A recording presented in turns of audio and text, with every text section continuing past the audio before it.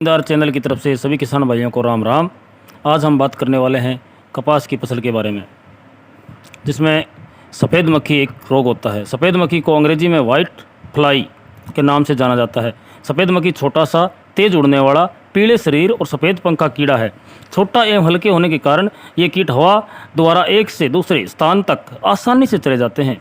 इसके अंडाकार शिशु पत्तों की निचली सतह पर चिपके रहकर रस चूसते हैं। भूरे रंग के शिशु अवस्था पूरी होने के बाद वहीं पर यह प्यूपा में बदल जाते हैं। ग्रसित पौधे पीले व तलिए दिखाई देते हैं, जिन काली फफूंदी लग जाती है।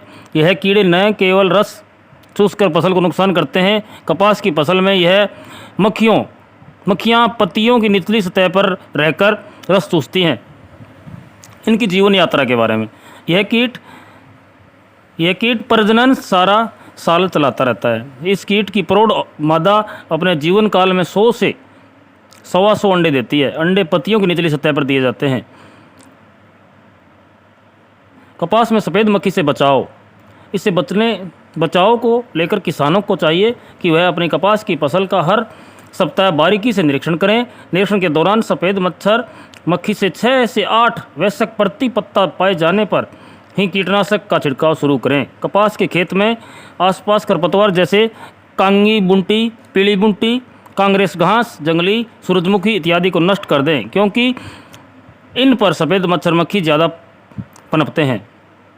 कपास में सफ़ेद मक्खी के नुकसान कैसे पहुंचता है, आइए समझते हैं कि सफ़ेद मक्खी किस तरह से हमारे कपास के पौधे को नुकसान पहुंचाती है। शुरुआत में कपास में सफ़ेद मक्खी की संख्या बहुत कम होती है, परंतु यह संख्या बहुत तेज़ी से बढ़ती है और बहुत ज़्यादा नुकसान का कारण बनती है। कीटनाशक का छिड़काव। सफ़ेद मच्छर मक्खी के नियंत्रण हेतु सुप्रीमो के केमिकल के लेनो 500 ml प्रति हेक्टेयर के हिसाब से 1500 लीटर पानी में मिलाकर स्प्रे करें। लेनो का स्प्रे करने के 5 दिन के अंदर ही आपको अपनी कपास में असर दिखना शुरू हो जाएगा। कपास की फसल में देसी इलाज।